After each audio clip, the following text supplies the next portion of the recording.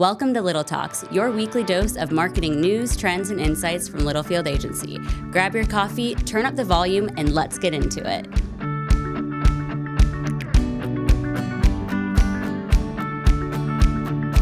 "47% of emails is read using Apple Mail. This is not awesome. Apple Mail is killing us, but we're going to get better. We're going to get around it. I'll tell you how. Emojis are underused. Less than 7% of promos use them. Use them. They're for winners, not losers. The increase the opens up to 19%, 1%, 5%, 4%. You're going to learn it all. We're seeing higher open rates with 3 words or less. No pre-header. You don't need it. And white space matters. You got to have white space. People love white space. It's clean. It's easy. It's good to read. Jay, why are you talking about reality TV? I wasn't. Do you want me to? Okay, so apologies to Jay Schwedelson. That was my terrible impersonation of the many times we've seen him at Inbound. The guy has more energy than I do. I only had coffee. He's at this point probably had at least 3 cases of Celsius. Yeah. Welcome to another episode of Little Talks. I'm Steve Roop, known as Roop around here, and with me this week is Claudia. Yeah, Sam is out. He felt like this would be better handled by the pros, the experts on email. That's what we're going to talk about today is some new email tips and tricks from Inbound 25, probably our last Inbound recap officially. Yeah. Probably talk about it for a while, but last full recap. Today mostly will be around Jay Schwedelson's. First, some housekeeping items. Yes. We will not be on air next week. Yes, because the equipment will be in Kentucky. The stuff we record with. That's the equipment. Yeah. We'll be in Kentucky. Yeah. Because we're finishing up season 3 of Ditch Witch's Beyond the Moon with our friend Sean and his guest. So next week we will be off. But back the week after, and Sam will probably be here too. Mm-hmm. In fact, I know he will because he's excited about the topic. I do not want to share yet. Oh, secretive. Yeah. It's a good one. Okay. I'm kind of proud of that one. Okay. So let's get right into it. This is going to be email tips and tricks.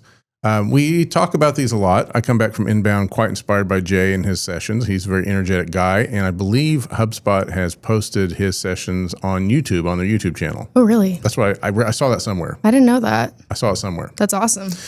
So you can watch and get if you're just into email stats and tips and tricks and things to improve your deliverability and open rates, which we are. Yeah. It's literally half our job. Head over to that YouTube channel, Inbound, HubSpot's Inbound YouTube channel. And I believe Jay's there and you can watch how it happens to us. But before we start though, I just want to call out and point out, we've mentioned it before, but Jay has a new book coming out in the spring. I think it's called something Stupider People Have Done It. Stupider People Than You Have Done It. Yes. Yeah, which is something I've been saying for decades. Makes me feel better about myself. But he's going a little step further. This book, you can pre-order now. I pre-ordered it a couple weeks ago. You did? Yeah. Good for you. Yeah. I'm going to get one for you too. Oh, cool. It's your Christmas present next year. Awesome. Jay's book comes out in, I think it's April. It's in the spring for sure. And he's donating 100% of the proceeds to cancer charity, the V Foundation, I believe, which is a pretty good group. It's awesome.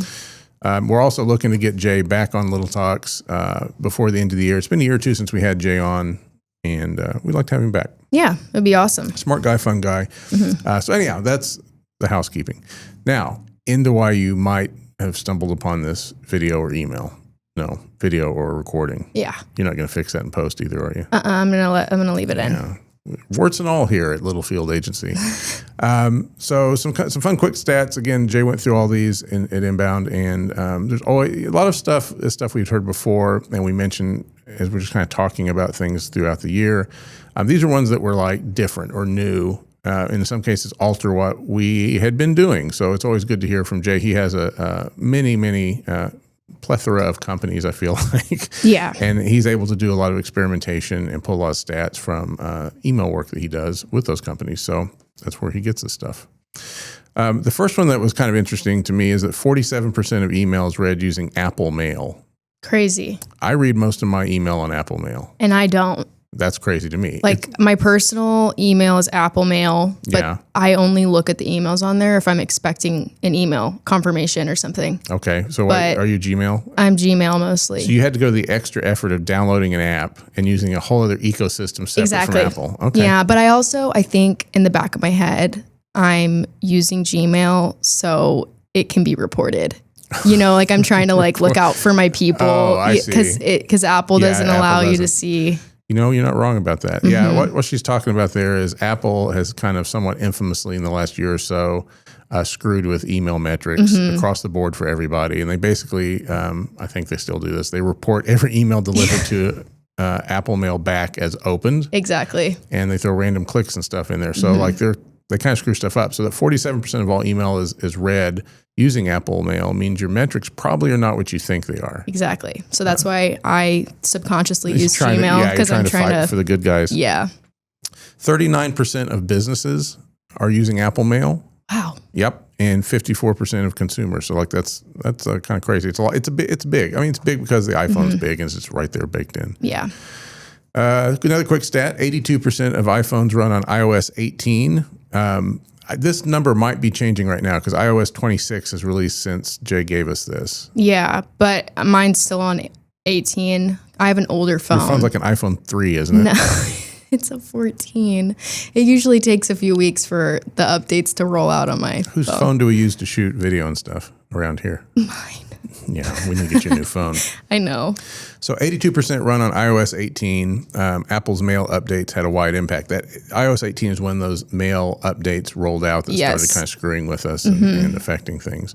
And I believe that's all carried on to iOS. Are you talking 26. about like the grouping it into primary folders or something? I turned that all off. It was terrible. Like, I don't like this. I don't want to see that. How do you feel about the AI summary at the top? I don't think I like that either. And I've noticed on Gmail it does that too. And I'm like, this is weird. Yeah, it takes up too much space. I'm going to read the email. I don't need it. Just show me the preview text. Yeah. We're good.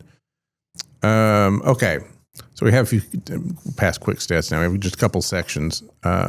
Subject line strategies. And subject lines are like the most important part of the email. Yeah, it's what gets you to open the email. You can't open it if you don't have a good hook on that subject line. Like it's literally the email itself could be garbage, as Jay would say. It could be a loser email. A loser email. That's where you get your clicks though. That's kind of is the important part. But you can't even get to that unless you've gotten a good subject line. Exactly. So these are important. Subject line strategies.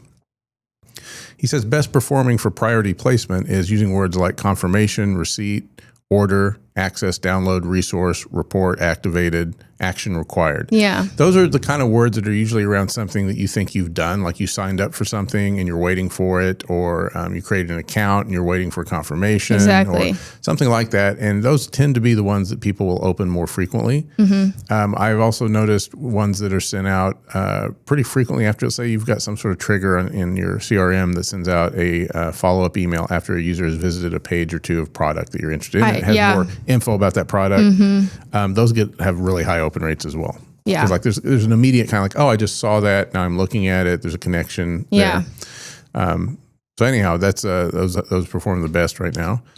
AI, he says, subject lines and copy. So AI, subject lines, and copy. If you're using AI to write your emails, okay, but don't take it as it gives it to you. Tweak it out and make it your own. Yeah, I wrote something down that says people do not like to open emails that hint to AI being used. Yeah, you want to use it without feeling like it's being used. And one of the biggest flags for people knowing is the M dash. Yeah, that big long.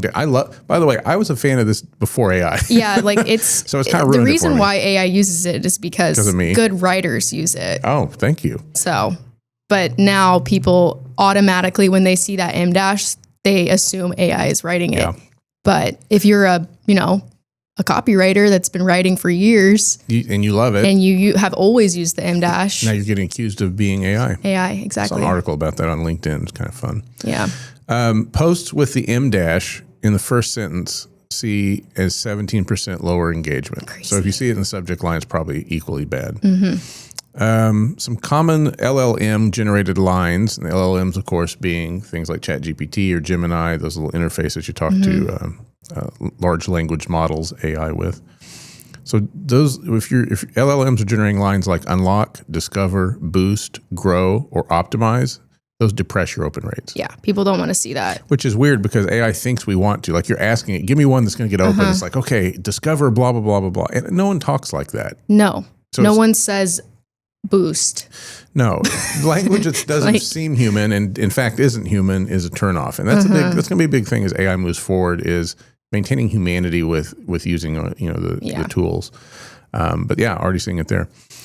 Now this one got me a little bit because we were doing this or had done it. I think I still see it happening every once in a while with some of our emails. This one's a little bit of a gut check.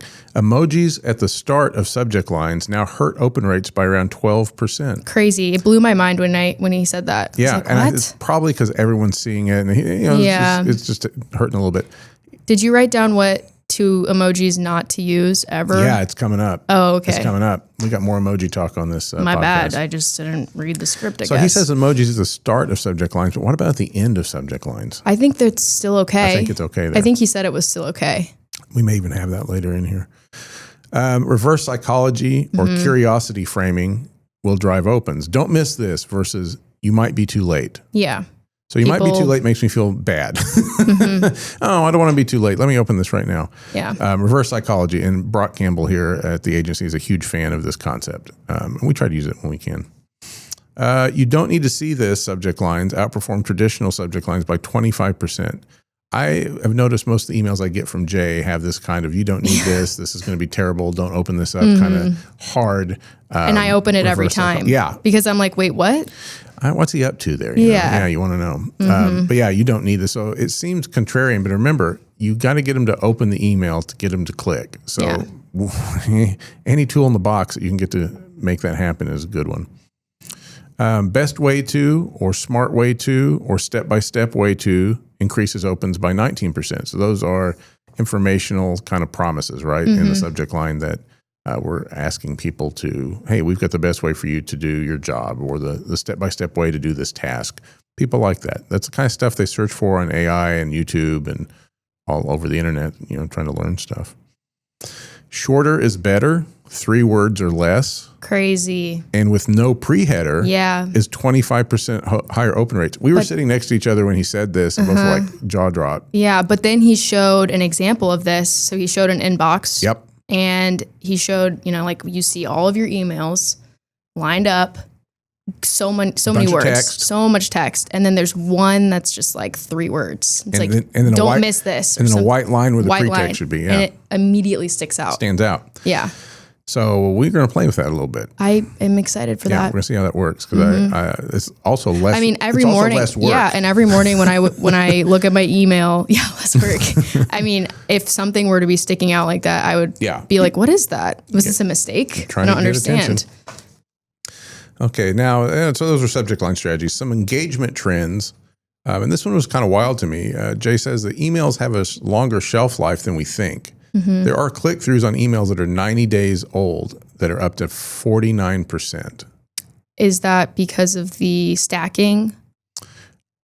I'm going to be honest, I don't remember, but I think it is. I think it's because Apple stacks emails now. So if they're from the same sender, that was it. You're right. Yeah, you will get an email from, and I've never seen this before. I think it's because I have that. Yeah, they kind of that turned off on my phone. So if you get an email from Sam and you don't see it or you don't open it, and you get 59 other emails or 59,000 other emails that day, and then the next week, but then a week or two later you get another email from Sam. Apple will thread those together. I think Google might do this too. They'll thread. In fact, I know they do. They'll Google them. They'll Google them together. They'll put them together one on top of each other, thus stacking them up. And then you have a second opportunity to say, "Oh, I missed this thing from Sam or this brand or whatever." It's like, wait, what? Earlier. I didn't realize that was still there. So up to 90 days old, they're still can still get open, about 50% almost. Kind of crazy. Yeah. I don't think we usually care about email past the day or two it goes out, but Jay says we should be looking at older ones as well. Totally changed my perspective. And then this one's a little bit, it seems to make sense to me. Don't require work emails and let the user give you what they want for higher engagement. And what Jay was talking about there, and I left most of this part of it off the podcast because it kind of got into forms and email collection and data strategies. But he's right. So, and I thought, I haven't seen one of these in a while. And then I started paying attention. I saw a couple. When you require someone to give you a business email, which means an email that doesn't end in Yahoo, Gmail, or iCloud.com. People will just not fill out the form. Oh, yeah. So like if you give them the ability to give either a business email or the choice to give one of their personal emails, and some small businesses use Gmail, just straight up business name at gmail.com, you get a lot more people that will sign up. So he says, let them give you what they want. You'll get higher engagement because you're giving them the choice. Okay, formatting hacks. Now, this is on email formatting, I believe, the body part. Okay. He says white space matters. A clean inbox helps stand out. No preview text trick. We talked about that. So there's this area for white space. But also he was talking about inside the email itself. Mm-hmm. So if you have a really over-designed email with a lot of color and image and just kind of, think about the assault on the senses that can be, even if it's well designed and looks pretty, that's a lot. Yeah. And it gives you, it takes the human eye a minute to focus on what am I supposed to read here? You get the visual real quick, but then okay, what am I doing? The white email, which we're kind of more trained to use in just personal emailing anyhow, apparently the white space is good. Yeah. People like it. So it's like a human. Yeah. It's a human element. It's a human element. Let's see here. Formatting, we talked about that one. 3 lines of body copy saw a 21% higher click-through rate compared to 5 lines. And we've tried to shorten our copy up here, so we do this one. We've experimented with bullets and things as well, but shorter is better when you get to the email. Get right to it. Negative emojis, not just at the start, outperform smiley face and party emojis by 74%. Mm-hmm. Or the check mark, the green check mark. Green check mark was part of that too. I believe you're right.